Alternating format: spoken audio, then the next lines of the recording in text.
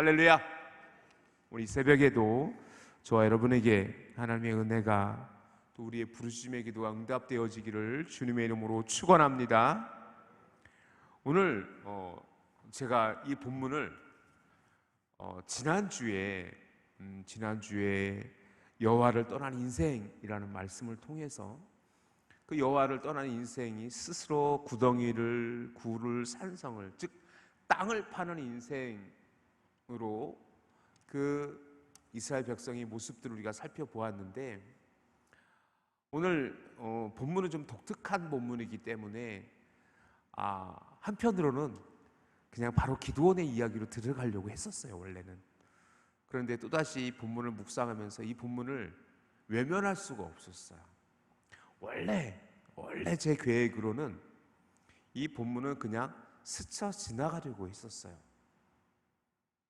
그런데 말씀을 묵상하면서 도저히 스쳐 지나갈 수 있는 본문이 아님을 깨닫고, 또 한편에 설교가 제게 허락되어졌고 그 은혜를 우리 성도님들과 나누려고 합니다.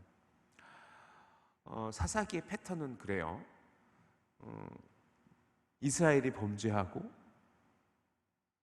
그래서 하나님께서 그들을 책망하사 이방 땅의 족속들로 그들을 파시고 손에 넘겨주시고, 이스라엘 백성들은 고난 가운데 여호와께 부르짖고, 하나님께서는 그들에게 선지자 그 사사를 보내셔서 그들을 구원하세요.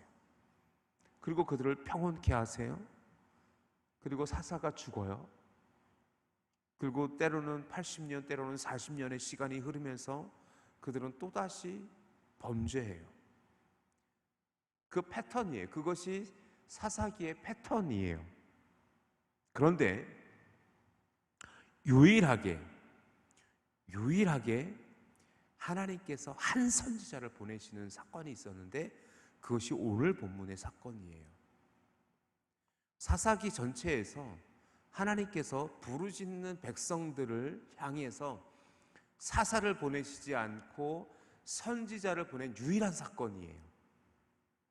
그렇기 때문에 독특하고, 그렇기 때문에 패턴에서 벗어났네 라고 외면할 수 있는 본문인데, 그래서 저는 그냥 바로 그 하나님을 떠난 여호와를 떠난 인생의 지난주의 메시지를 통해서 또다시 하나님께서 기드온을 세우셨음을 이야기하고 싶었는데, 이 본문이 솔직히 저를 발목 잡았어요.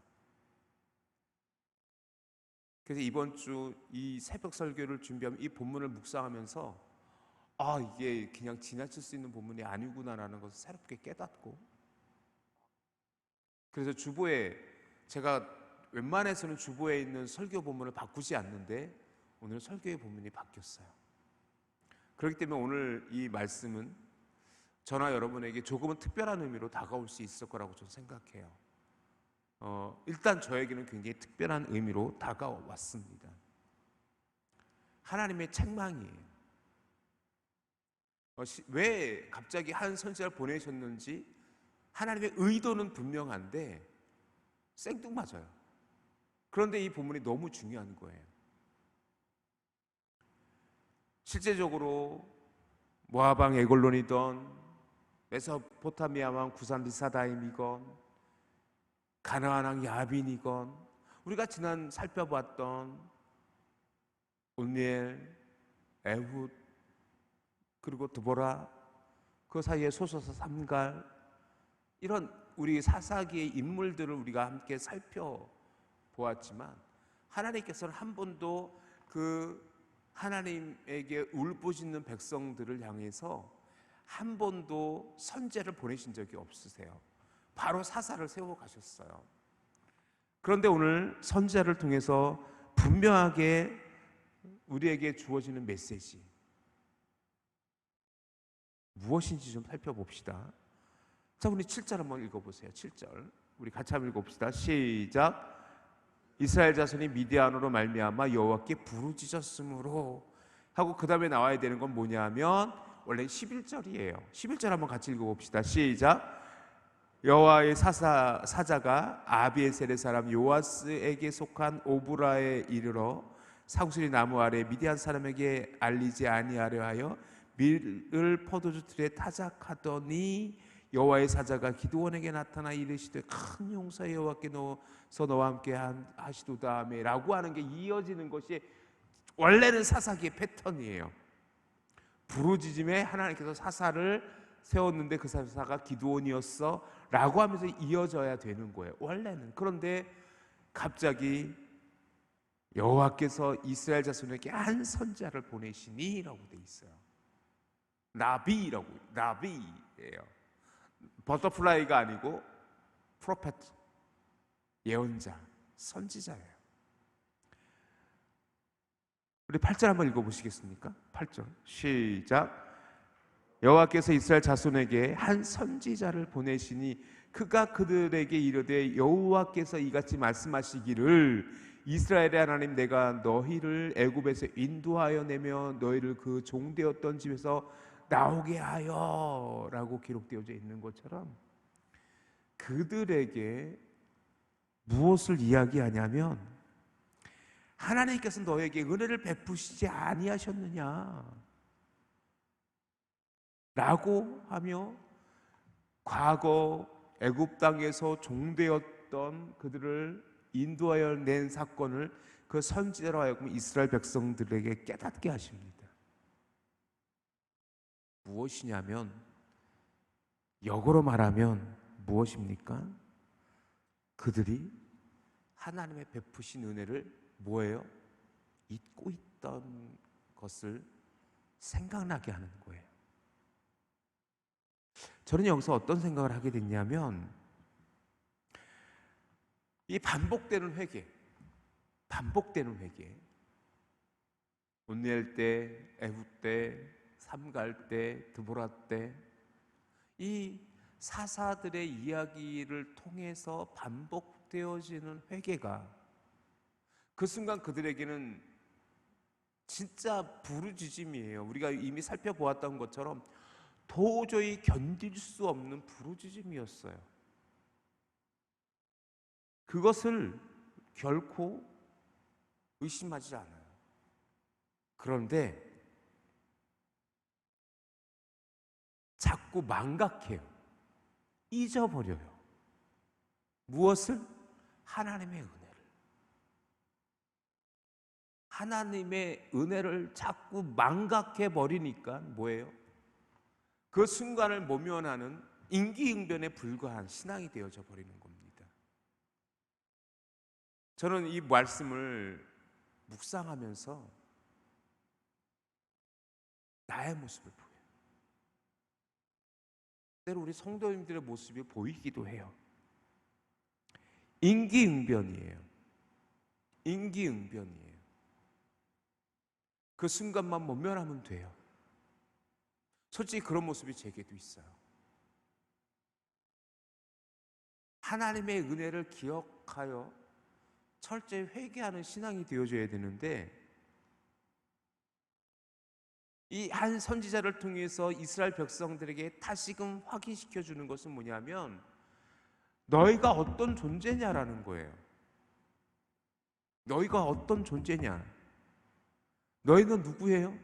애굽에서 여호와께서, 여호와 하나님이, 이스라엘의 하나님이 여호와가 너희를 애굽에서 인도하여 내며 너희를 그 종되었던 집에서 나오게 했던 그 하나님 아니냐. 그런데 왜 너희는 자꾸 그 은혜를 잃어버리는 거야? 자, 9절 말씀 계속해서 한번 읽어볼까요? 9절 시작.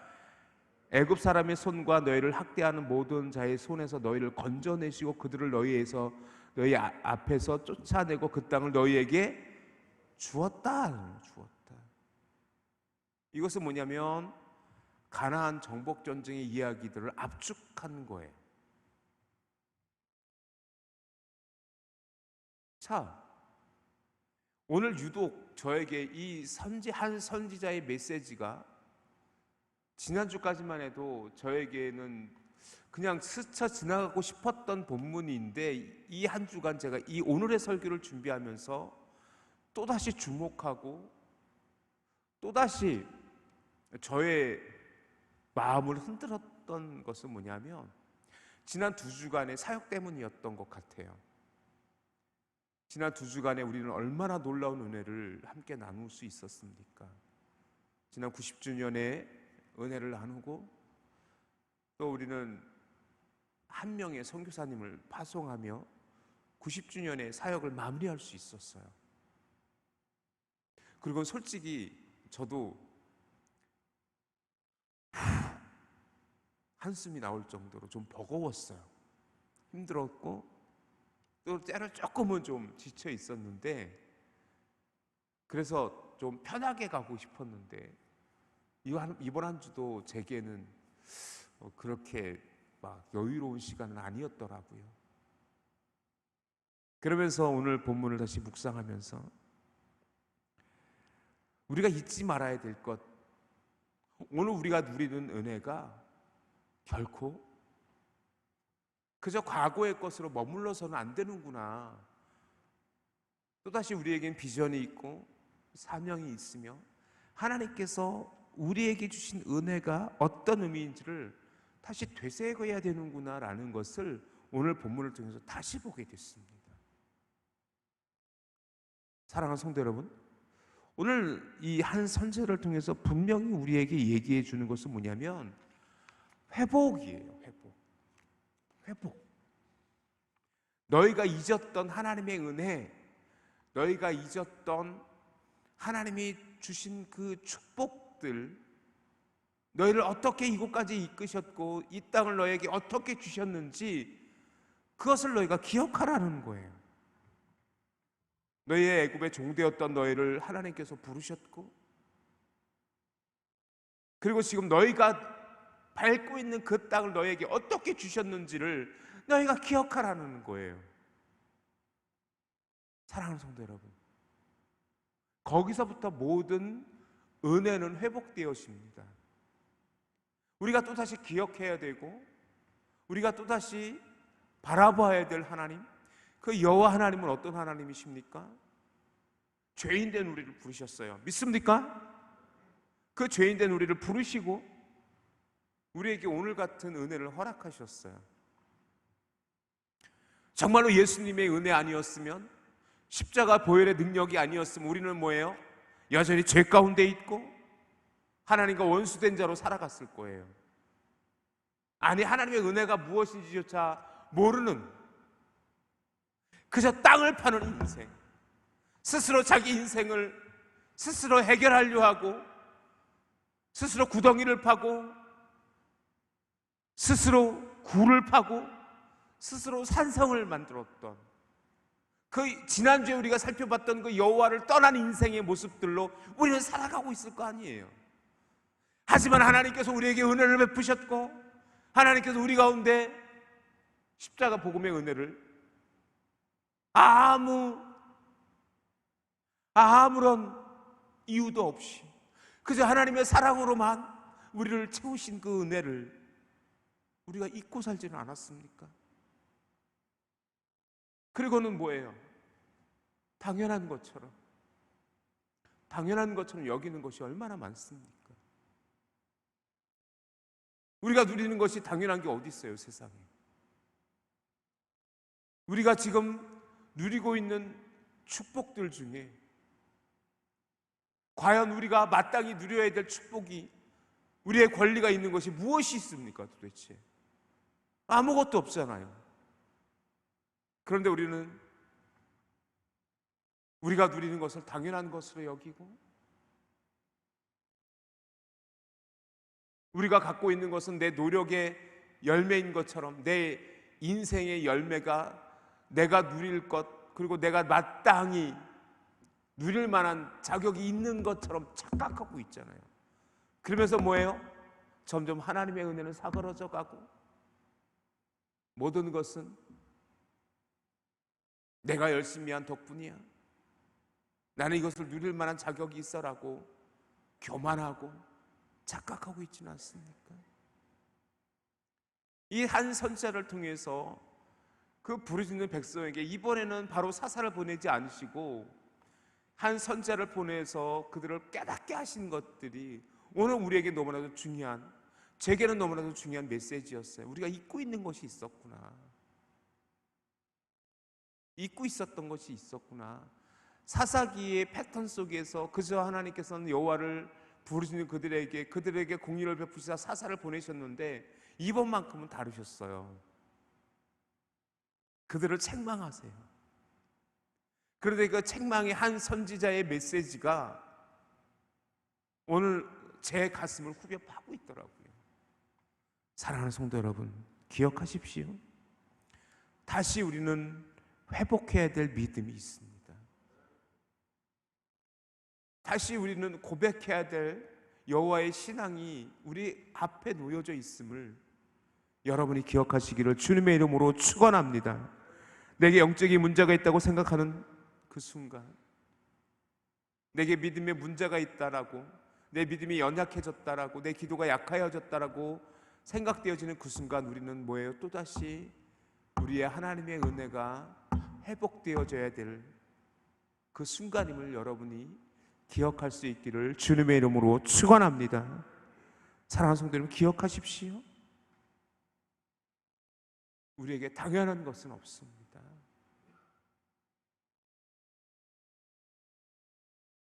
여호와 하나님께서 사사기의 패턴에 부르짖었더니 사사를 보내셨어, 또 그들을 구원하셨어, 그 얘기가 반복되어지니까 그 반복되어지는 사사기의 패턴은 우리의 인생처럼 보일 때가 없지 않습니까? 그런데 오늘만큼은 다르세요. 더 중요한 것들은 뭐냐면 그들이 여호와를 도구화했다라는 거예요. 자, 10절 말씀이 조금은 제 마음을 더 아프게 해요. 우리 10절 말씀 같이 한번 읽어봅시다. 시작.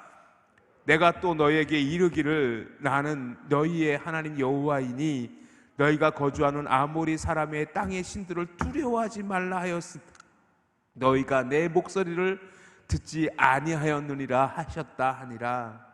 아멘. 결국 뭐냐면 우상숭배의 문제가 있는 거예요. 우상숭배의 문제가 있는 거예요. 자, 분명히 하나님께서는 뭐라고 말씀하시냐면 내가 또 너희에게 이르기를 나는, 나 여호와는 너희의 하나님 여호와이다 라는 거예요. 하나님은 하나님이세요. 자, 다시 한번 저를 따라해 주실래요? 하나님은 하나님이십니다. 그것을 우리가 착각하고 그것을 온전히 이해하지 못하면 하나님을 도구화해버리고 말게 됩니다. 하나님이 우리의 목적이어야 되고 하나님이 우리의 삶의 이유가 되어져야 되는데 어느 순간 하나님이 내 인생의 도구화가 되어져 버리는 경우가 있어요. 그것을 우리는 우상 숭배라고 합니다. 자, 오늘 본문 말씀을 잘 보세요. 나는 너의 하나님 여호와야. 그런데 너희는 나를 어떻게 했어? 너희가 거주하는 아모리 사람의 땅의 신을 두려워했다. 두려워하지 말라고 했는데 너희는 내 목소리를 듣지 않았어?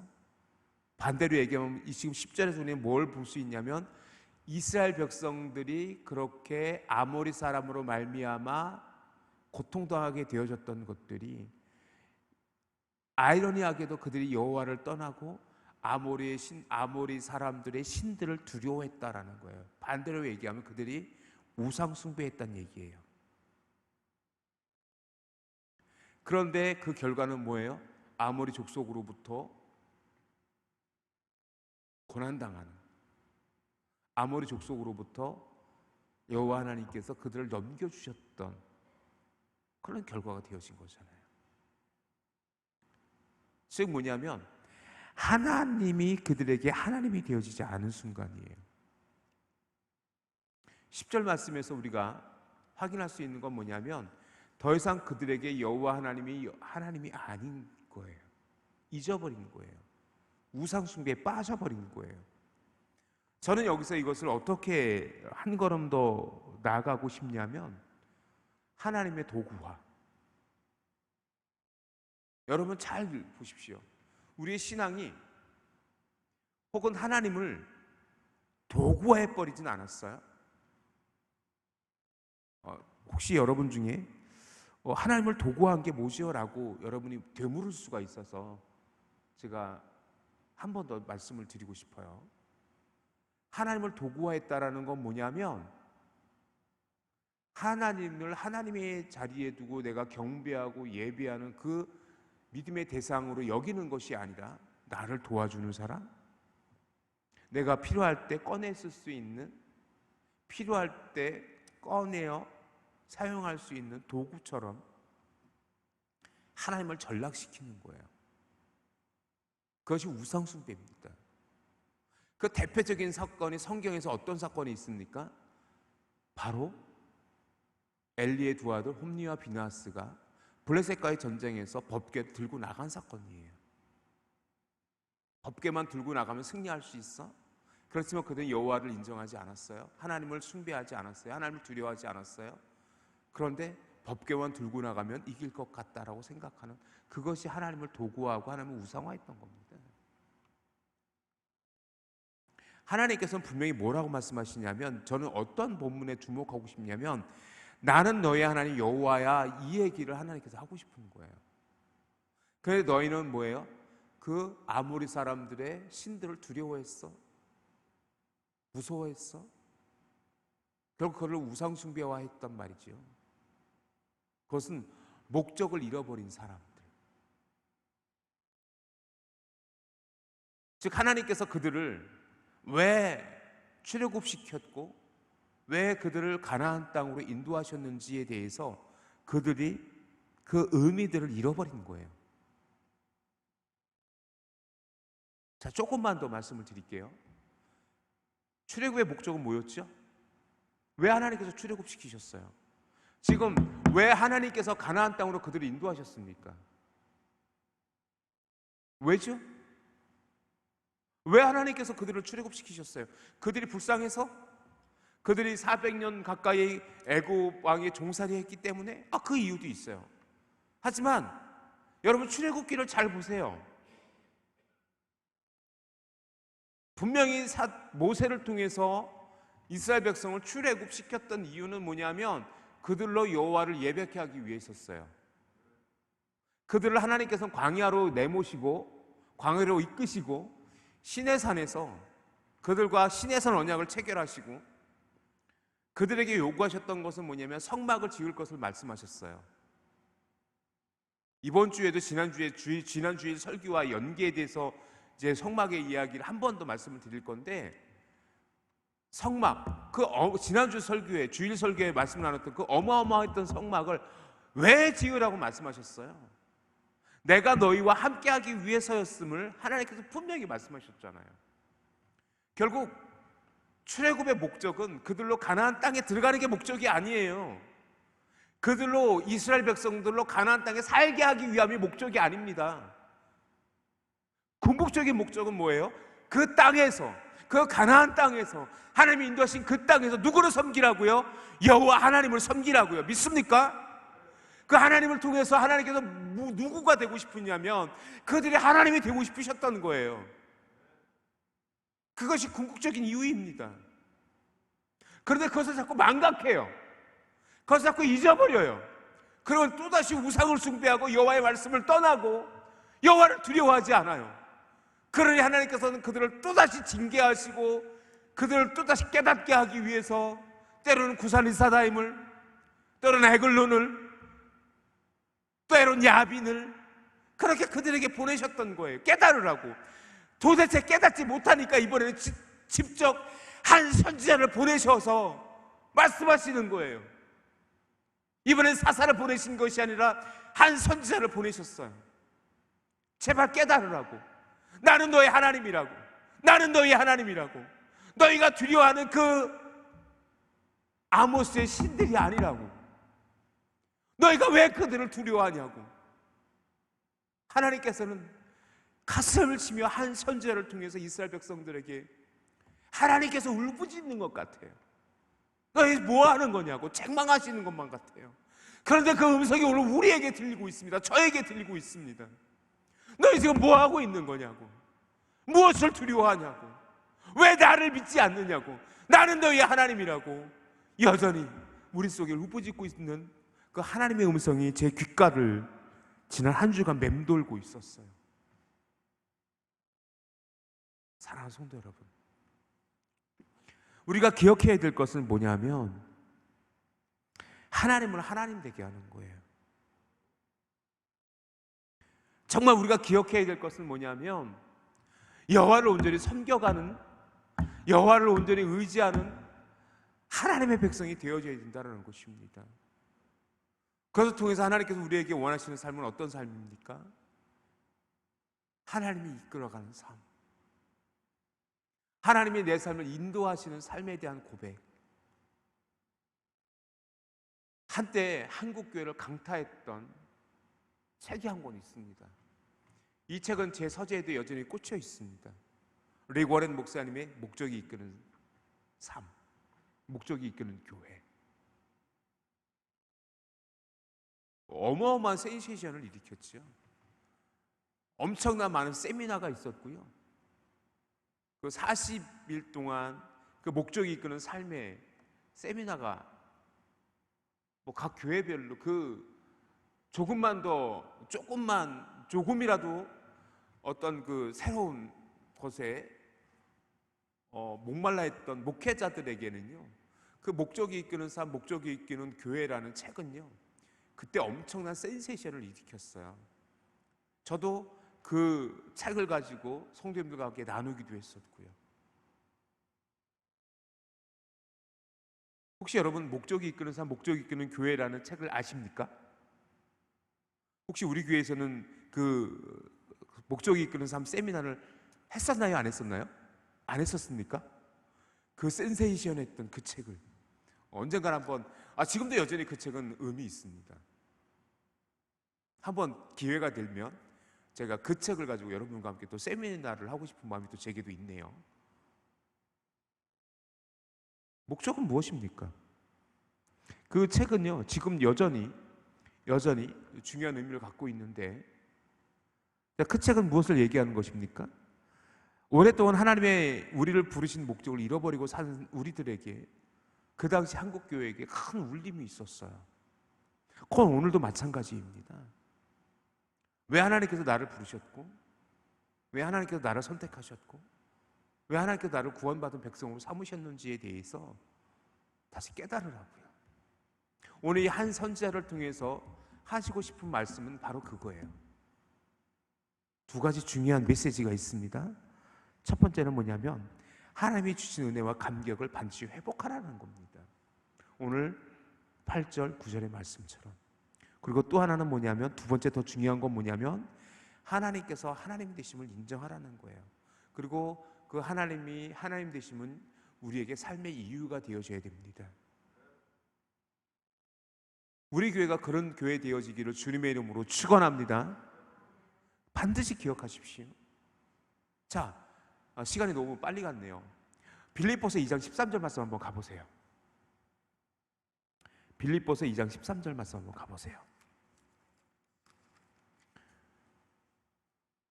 빌립보서 2장 13절 말씀. 빌립보서 2장 13절 말씀. 시작. 너희 안에서 행하시는 이는 하나님이시니 자기의 기쁘신 뜻을 위하여 너희에게 소원을 두고 행하게 하시나니. 제가 굉장히 많이 고백하는 말씀 중에 한 본문입니다. 잠언서 16장 9절 말씀, 빌립보서 2장 13절 말씀에는 제 목회에 있어서 굉장히 중요한 핵심 구절이에요. 오늘 본문을 저는 어떻게 이해하고 있냐면, 우리 안에 행하시는 이는 하나님이시라는 거예요. 말씀 그대로예요. 그런데 우리에게 소원을 두고 행하게 하시는데, 그 소원은 뭐냐면 하나님의 기쁘신 뜻이에요. 즉 뭐냐면 내가 원하는 것, 내가 바라는 것이 하나님의 뜻과 똑같아야 돼요. 그것이 기도예요. 그래야 그것이 응답되어지는 기도가 되어질 수 있습니다. 굉장히 중요한 영적 원리인데, 내가 원하는 것이 다 응답되어지지 않습니다. 여러분, 우리가 기도한다고 해서 모든 기도가 응답되어질 거라고 생각하지 마십시오. 반드시 기억하십시오. 기도는, 하나님은 우리에게 도깨비 방망이가 아니에요. 하나님은 우리를 통해서 우리의 기도를 응답하실 때 우리의 기도조차도 하나님께서 하나님의 뜻에 합당한 기도를 하나님께서 원하신다는 것을 여러분 기억하셔야 됩니다. 내가 기도한다고 다 응답되어지지 않습니다. 무엇이 전제되어져 있냐면 그것이 하나님의 뜻이냐, 하나님이 원하시는 것이냐, 그것이 하나님께서 우리에게 이루시고자 하는 하나님의 뜻이었느냐라는 것이 전제되어져야 돼요. 자, 오늘 본문 빌립보서 2장 13절에 너희 안에 행하시는 이는 하나님이시니 자기의 기쁘신 뜻을 위해서, 누구의 뜻을 위해서? 우리의 뜻이 아니에요. 여러분, 착각하지 마십시오. 우리의 뜻이 아니에요. 누구의 뜻? 하나님의 기쁘신 뜻. Good purpose. NIV 성경에는요, Good purpose라고 되어 있어요. 선한 목적. 그것이 기쁘신 뜻이래요. 그것을 위해서 우리에게 소원을 두고 행하게 하신다고 말씀하셨어요.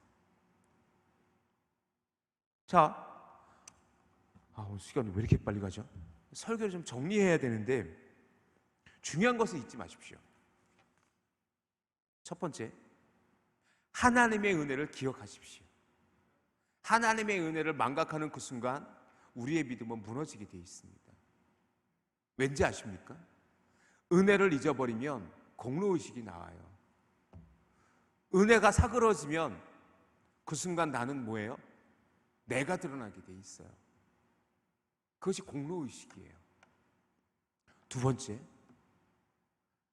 하나님을 도구화하지 마십시오. 하나님은 우리의 하나님이십니다. 하나님은 절대로 우리에게 도구가 되어질 수 없고 하나님은 유일한 삶의 이유여야 돼요. 그래서 우리는 우상을 숭배하지 않아야 되고 하나님의 뜻을 기억해야 될 이유가 거기에 있는 것입니다. 하나님이 왜 우리에게 축복을 주시고 왜 하나님께서 우리에게 은혜를 주시는지 여러분 기억하셔야 됩니다. 거기서부터 우리 교회는 또다시 출발되어져야 돼요. 거기서부터 우리는 뭐예요? 또다시 우리 교회를 어떻게 세워갈 것이며 우리가 어떻게 믿음 생활을 할 것인지에 대해서 온전히 고백할 수 있어야 됩니다. 그런 은혜가 저와 여러분에게 허락되어질 수 있기를 주님의 이름으로 축원합니다.